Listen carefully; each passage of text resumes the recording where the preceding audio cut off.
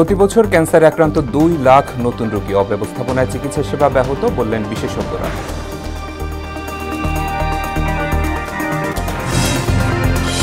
টাঙ্গাইলে গড়ে উঠেছে স্ব অবৈধ করাতকল। উজাড় শালগজারির বন অভিযান অব্যাহত, জানিয়েছে প্রশাসন। দেশে ফিরেছেন মানবাধিকার কর্মী শহীদুল আলম। ফিলিস্তিন মুক্ত না হওয়া পর্যন্ত সংগ্রামের প্রত্যয়।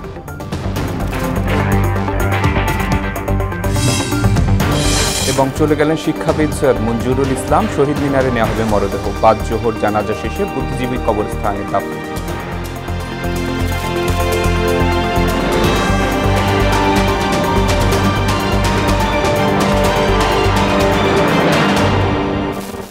আসসালামু আলাইকুম, সবাইকে মোহনা সংবাদে স্বাগত। শুনছিলেন শিরোনাম, পুরো সংবাদের সঙ্গে আছি শেখ সাব্বির হোসেন। ক্যান্সার আক্রান্তের তালিকায় প্রতি বছর 2 লাখ নতুন রোগী যুক্ত হয়। এর মধ্যে 20,000 ব্লাড ক্যান্সারের। বিশেষজ্ঞ চিকিৎসক গুলজার হোসেন জানান, সরকারিভাবে রেডিওথেরাপি দিতে চাইলেও কেবল সিরিয়ালের জন্য রোগীকে 3 থেকে 4 মাস অপেক্ষা করতে হয়। এছাড়া অভিজ্ঞ টেকনিশিয়ান না থাকায় পরিস্থিতি জটিল হয়ে রোগীর মৃত্যু ঝুঁকি আরও বেড়ে যায়। ক্যান্সার নিয়ে সূরায়ে মুনির 2 পর্ব ধারাবাহিক প্রতিবেদনের শেষ কিস্তি আজ। দেশে বর্তমানে পুরুষ ক্যান্সার রোগীদের 75.8% ধূমপায়ী, আর পান, জর্দা ও তামাক সেবনকারী 40.5%। নারীদের ক্ষেত্রে এ সংখ্যা 60.6%। তামাক বা তামাক জাতীয় দ্রব্য সেবনকারী রোগীদের ক্যান্সার খুব দ্রুত দুর্বল করে ফেলে। তাদের শারীরিক জটিলতাও নানা ধরনের। ডাক্তার দেখানোর পরে যে ওর জ্বর কমছে, কমে আবার বাড়ছে। তারপরে যে আমরা চেক আপ করেছি, বলছে ওর বোন মেরু টেস্ট করাবে। ক্যান্সারে কেমন না দিতে পারলে শ্বাসকষ্ট উঠে যায়, ব্লাড ক্ষয় হয়ে যায়, শরীরে ব্লাড থাকে না, ব্লাড দিতে হয়। দেশে প্রতি লাখে ব্লাড ক্যান্সার রোগীর সংখ্যা 106 জন। প্রতি বছর নতুন করে আক্রান্ত হয় লাখে 53 জন। এর মধ্যে ফুসফুস, লিভার ও শ্বাসনালী ক্যান্সারে রোগীর সংখ্যা বেশি। প্রায় 100-র উপরে সাবটাইপ আছে ব্লাড ক্যান্সার।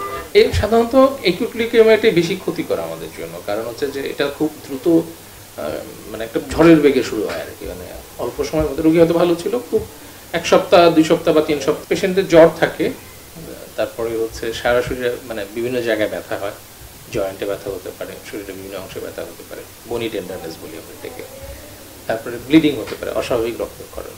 সুষ্ঠু ব্যবস্থাপনার অভাবে সঠিকভাবে রোগীর সেবাদান ও দেখভাল সম্ভব হয় না, এমন আক্ষেপ জানিয়ে এই বিশেষজ্ঞ চিকিৎসক বলেন, সরকারিভাবে রেডিওথেরাপি দিতে চাইলেও সিরিয়াল পেতেই আক্রান্তকে অপেক্ষা করতে হয় 3 থেকে 4 মাস। আমাদের দেশে চিকিৎসা ব্যবস্থা আছে, কিন্তু সমস্যা হচ্ছে এটার ম্যানেজমেন্ট ভালো নাই। আমাদের আরো দক্ষ ম্যানেজমেন্ট দরকার। এই সেক্টরে আমাদের যে ইনস্ট্রুমেন্টসগুলো দরকার, সেগুলোর যথাযথ অ্যাভেলেবিলিটি। ক্যান্সার রোগী চিকিৎসায় বেশ কিছু প্রস্তাবনা তুলে ধরেন তিনি। এগুলো হলো হাসপাতালগুলোতে সরকারি ও বেসরকারি সেবার সমন্বয় করা, দক্ষ নার্স, রেডিওলজিস্ট ও টেকনিশিয়ান নিয়োগ, ডাক্তারদের সেবার মানসিকতা নিশ্চিত করা, সঠিক মাত্রায় কেমোথেরাপি প্রয়োগে তদারকি বাড়ানো এবং হাসপাতালের ব্যবস্থাপনা নিশ্চিত করা। আমাদের দেশে প্রচুর রেডিওথেরাপিস্ট বা রেডিওথেরাপি বিশেষজ্ঞ আছেন, রেডিয়েশন অনকোলজিস্ট আছেন, কিন্তু এই মেশিনের অপ্রতুলতার কারণে তারা কিন্তু ঠিকভাবে কাজ করতে পারছেন না, ডিমোটিভেটেড হচ্ছেন। সরকারি প্রতিষ্ঠানের অধিকাংশ রেডিওথেরাপি মেশিনগুলো নষ্ট থাকে বছরের বেশিরভাগ সময়।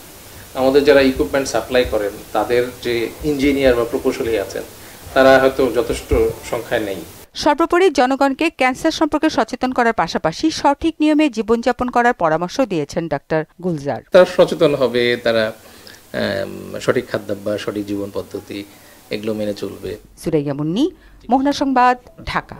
ডাক্তারের কাছে যাবে। সরকারি নিয়মকে বৃদ্ধাঙ্গুলি দেখিয়ে টাঙ্গাইলে গড়ে উঠেছে শত শত অবৈধ করাতকল। এসব বন্ধে অভিযান ও জেল জরিমানা করেও ঠেকানো যাচ্ছে না। ফলে পাহাড়ি অঞ্চলসহ সংরক্ষিত বনের শাল গজারি গাছ উজাড় করা হচ্ছে দেদারসে। নিয়মিত উচ্ছেদ অভিযান অব্যাহত আছে বলছে বন বিভাগ ও স্থানীয় প্রশাসন। মীর আনোয়ার হোসেন টুটুলের প্রতিবেদন, জানাচ্ছেন মোহাম্মদ ওয়ালিউল্লাহ। বন বিভাগ সূত্রে টাঙ্গাইলে 2023 সালে বৈধ করাতকলের সংখ্যা 163টি হলেও অবৈধ 470টি।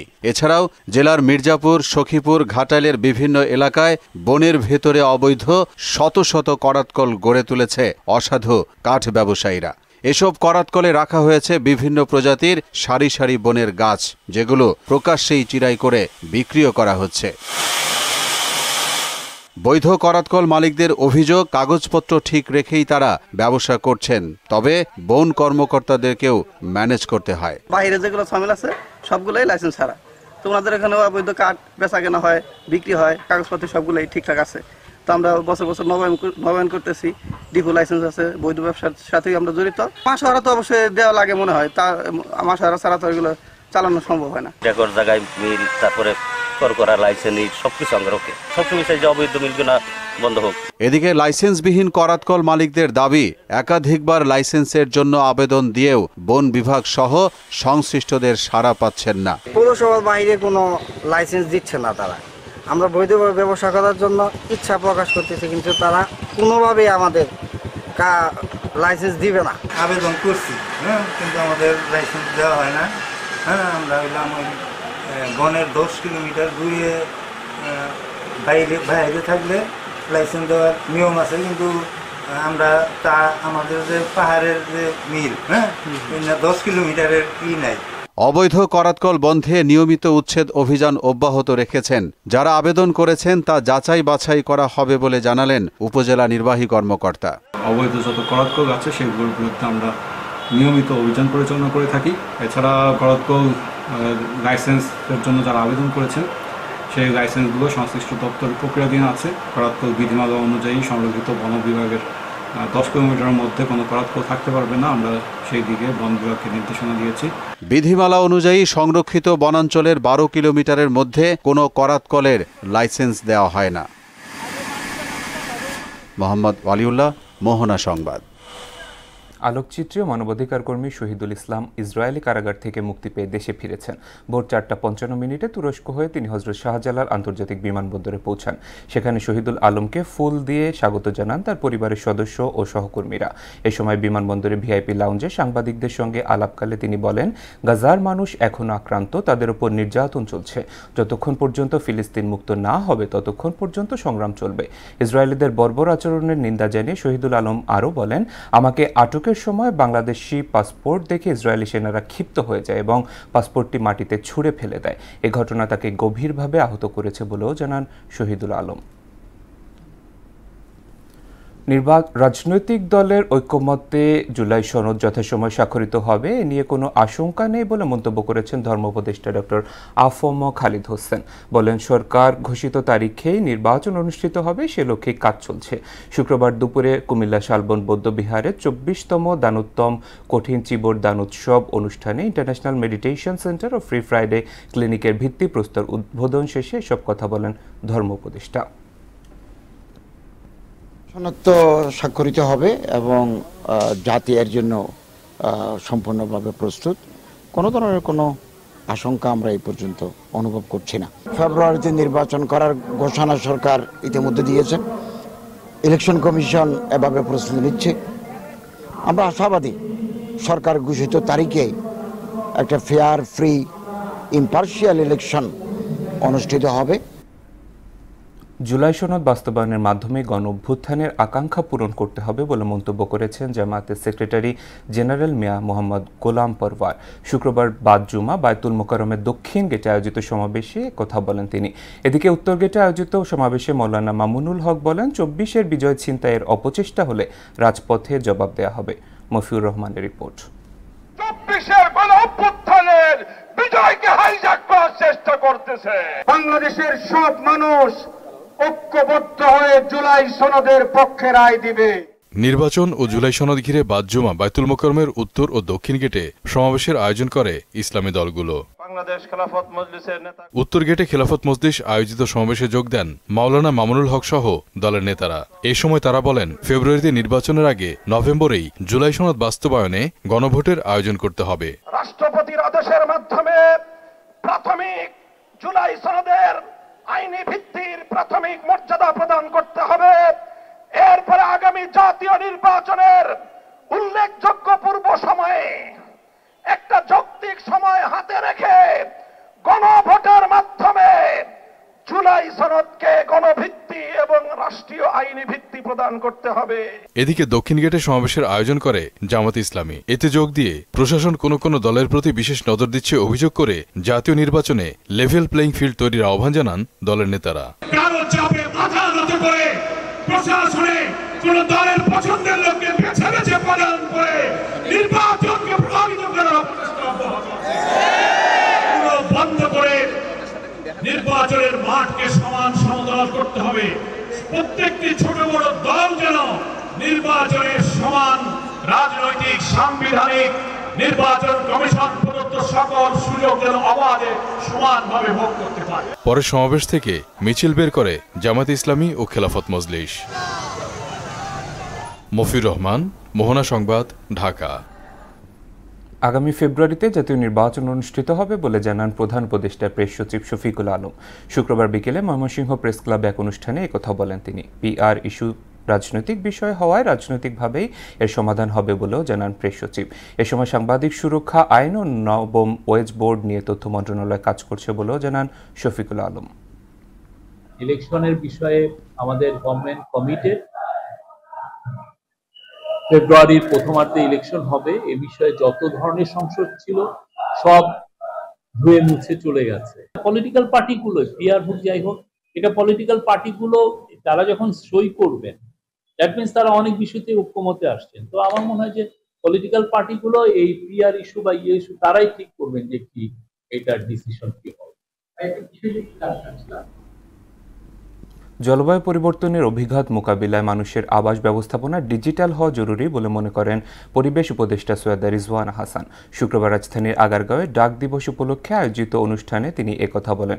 জলবায়ু পরিবর্তনে আগামীতে অনেকের ঠিকানা হারানোর শঙ্কা রয়েছে উল্লেখ করে ঠিকানা হালনাগাদের মাধ্যমে ডাক বিভাগ এক্ষেত্রে অবদান রাখতে পারে বলেও জানান তিনি।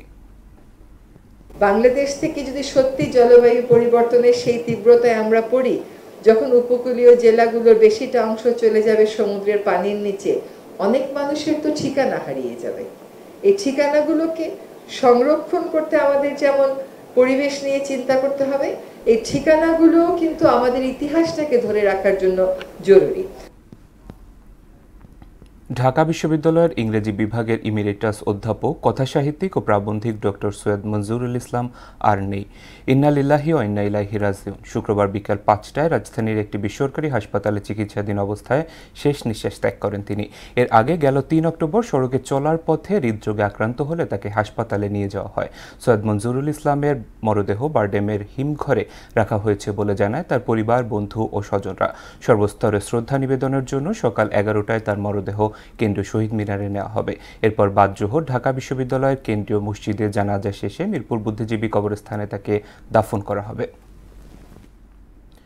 ব্রাহ্মণবাড়িয়ার কসবা সীমান্ত এলাকায় সুলতানপুর বিজিবির ব্যাটালিয়ন 60 এর বিশেষ অভিযানে প্রায় 8 কোটি টাকা মূল্যের ভারতীয় পণ্য জব্দ করা হয়েছে। বিশেষ তথ্যের ভিত্তিতে পরিচালিত এই অভিযানে ভারতীয় উন্নত মানের শাড়ি ও চশমা উদ্ধার করা হয়। অভিযান পরিচালনা করেন সুলতানপুর ব্যাটালিয়নের বিশেষ আভিযানিক দল।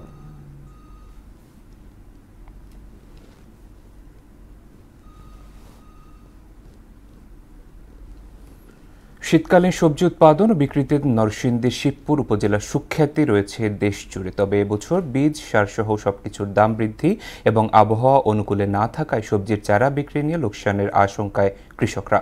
মাহবুবুর রহমানের প্রতিবেদন, জানাচ্ছেন তাহসিন তারিন। নরসিংদীতে শীতকালীন সবজির চারা উৎপাদন ও বিক্রিতে শিবপুর উপজেলার কোন্দারপাড়া এলাকার সুখ্যাতি রয়েছে দেশ জুড়ে। মহাসড়কের পাশে হওয়ায় যাতায়াত সুবিধা এবং চীন ও জাপানের উন্নত মানের বীজে উৎপাদিত চারা সংগ্রহ করতে প্রতি বছর এখানে আসেন বিভিন্ন জেলার কৃষক ও পাইকাররা। কিন্তু চলতি বছরে আবহাওয়া অনুকূলে না থাকা সহ বীজ ও সারের দাম বাড়ায় কমেছে ক্রেতার সমাগম। ফলে চারা বিক্রিতে দেখা দিয়েছে মন্দাভাব। তাতে লোকসানের আশঙ্কায় চাষিরা।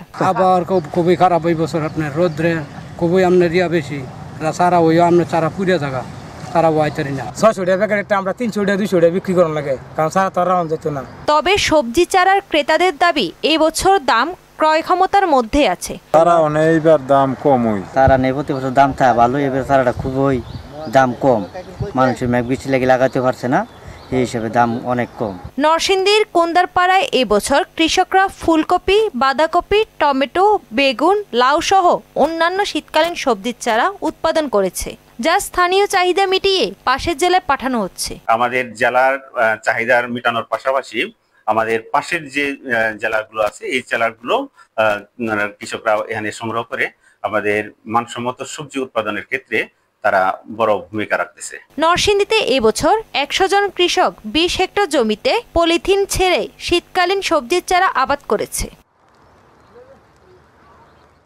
তাহসিন তারিন, মোহনা সংবাদ। এবার সারা দেশে অনুষ্ঠিত সভা সমাবেশ নিয়ে প্রতিনিধিদের তথ্যচিত্রে ডেস্ক রিপোর্ট। নাটোরের লালপুরে দুয়ারিয়া ইউনিয়ন বিএনপি ও সহযোগী সংগঠনের আয়োজনে জনসভা অনুষ্ঠিত হয়েছে। গাজীপুরের কালিয়াকৈরের চন্দ্রায় বিএনপির 31 দফা কর্মসূচির আলোকে জাতীয় সংসদ নির্বাচনের প্রস্তুতি কল্পে কর্মী সভা অনুষ্ঠিত হয়েছে। টাঙ্গাইলের দেলদুয়ারে বিএনপির ভারপ্রাপ্ত চেয়ারম্যান তারেক রহমান ঘোষিত 31 দফা বাস্তবায়নের লক্ষ্যে লিফলেট বিতরণ করা হয়েছে।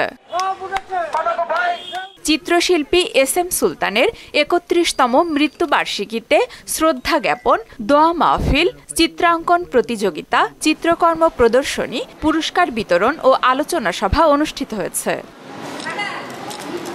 নরসিংদীর মাধবদীর ভগীরথপুরে আশিকুর রহমান পাভেল ফাউন্ডেশনের আয়োজনে অসহায় গরিব মানুষের মাঝে খাবার ও নগদ অর্থ বিতরণ করেন আলহাজ মোমেন মোল্লা। নওগাঁর মান্দায় প্রকাশিত মিথ্যা সংবাদের বিরুদ্ধে সংবাদ সম্মেলন অনুষ্ঠিত হয়েছে। নাটোর পৌরসভার 5 নম্বর ওয়ার্ডের কান্দিভিটুয়া জামে মসজিদে অর্থ প্রদান করেন বিএনপির কেন্দ্রীয় নির্বাহী কমিটির সদস্য রুহুল কুদ্দুস তালুকদার দুলু। ভোলার দক্ষিণবঙ্গ পলিটেকনিক্যাল ইনস্টিটিউটের ডিপ্লোমা ইন ইঞ্জিনিয়ারিং বিভাগের শিক্ষার্থীদের নবীনবরণ অনুষ্ঠিত হয়েছে। বিএনপির ভারপ্রাপ্ত চেয়ারম্যান কর্তৃক ঘোষিত 31 দফা বাস্তবায়নের প্রত্যয়ে মানিকগঞ্জের দৌলতপুরের বহরা সরকারি প্রাথমিক বিদ্যালয় মাঠে প্রচারণা সভা করেছেন এস.এ. জিন্না কবির। ভোক্তা অধিকার রক্ষায় জয়পুরহাট কনজুমার্স অ্যাসোসিয়েশন অব বাংলাদেশের আয়োজনে মতবিনিময় সভায় বক্তব্য রাখেন জয়পুরহাট চেম্বার অব কমার্সের পরিচালক M.A. করিম। আফরিন পপি, মোহনা সংবাদ। আন্তর্জাতিক প্রসঙ্গ। আগামী মাস থেকে চীন থেকে আসা পণ্যের উপর বাড়তি 100% শুল্ক আরোপের ঘোষণা দিয়েছেন মার্কিন প্রেসিডেন্ট ডোনাল্ড ট্রাম্প। শুক্রবার সামাজিক যোগাযোগ মাধ্যম ট্রুথে ঘোষণা দেন তিনি। এছাড়া গুরুত্বপূর্ণ সফটওয়্যার রপ্তানির উপর যুক্তরাষ্ট্র নিয়ন্ত্রণ আরোপ করবে বলেও জানান তিনি। এদিকে যুক্তরাষ্ট্রের টেনেসিতে সামরিক কারখানায় ভয়াবহ বিস্ফোরণে অন্তত 19 জন নিখোঁজ হয়েছেন। তাদের সবাইকে মৃত বলে আশঙ্কা করা হচ্ছে। স্থানীয় সময় শুক্রবার সকালে ওই বিস্ফোরণটি ঘটে। এতে প্রায় 1300 একর জায়গা জুড়ে কারখানাটি পরিণত হয় ধ্বংসস্তূপে। এবার খেলার খবর। ক্রিকেট। আফগানিস্তানের বিপক্ষে 3 ম্যাচ ওয়ানডে সিরিজের দ্বিতীয়টিতে আজ মাঠে নামবে বাংলাদেশ। আবুধাবি শেখ জায়েদ স্টেডিয়ামে বাংলাদেশ সময় সন্ধ্যা 6টায় শুরু হবে খেলা। এর আগে একই ভেন্যুতে বুধবার প্রথম ওয়ানডেতে বাংলাদেশকে 5 উইকেটে হারায় আফগানিস্তান। আগে ব্যাট করে 48.5 ওভারে 221 রানে গুটিয়ে যায় বাংলাদেশ। এবার ব্যাটিং খরা কাটিয়ে দ্বিতীয় ম্যাচে জ্বলে উঠে সিরিজ টিকে থাকতে যায় টাইগাররা। অন্যদিকে নারী ওয়ানডে বিশ্বকাপে বিকেলে ভারতের মুখোমুখি হবে অস্ট্রেলিয়া। খেলা শুরু হবে বেলা 3টায়। দর্শক, এ পর্যায়ে জানিয়ে দিচ্ছি আজকের সংবাদপত্রের গুরুত্বপূর্ণ শিরোনামগুলো।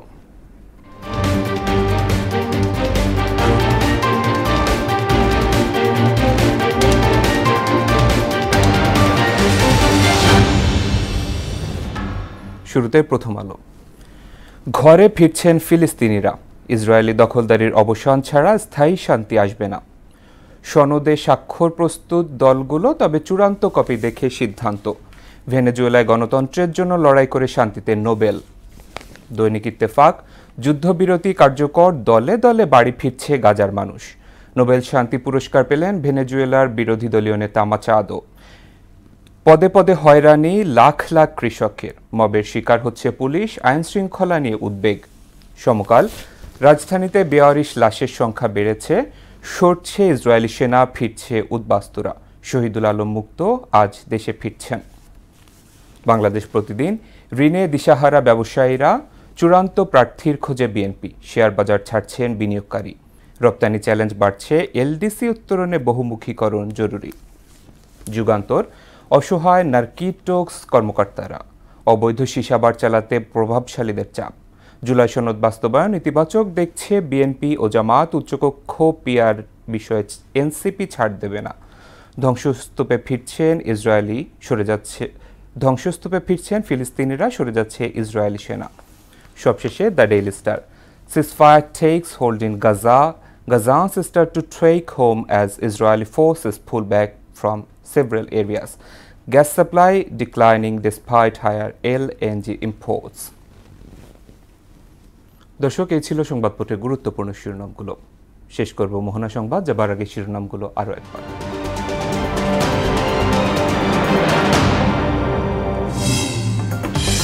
প্রতি বছর ক্যান্সারে আক্রান্ত 2 লাখ নতুন রোগী, অব্যবস্থাপনায় চিকিৎসা সেবা ব্যাহত, বললেন বিশেষজ্ঞরা।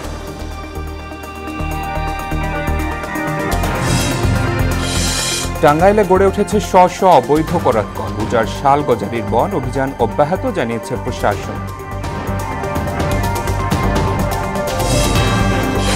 দেশে ফিরেছেন মানবাধিকার কর্মী শহীদুল আলম, ফিলিস্তিন মুক্ত না হওয়া পর্যন্ত সংগ্রামের প্রত্যয়।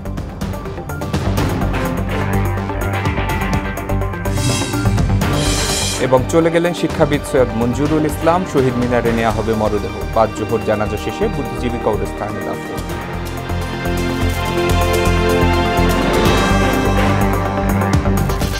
এই ছিল মোহনা সংবাদে। পরবর্তী সংবাদ দুপুর 1টায়। এর আগে সকাল 11টায় দেখবেন সংবাদ এক নজরে। মোহনার সবশেষ খবর জানতে ভিজিট করুন www.mohana.tv। সংবাদ দেখতে পারেন ফেসবুক, ইউটিউবেও। এতক্ষণ সঙ্গে থাকার জন্য ধন্যবাদ সবাইকে।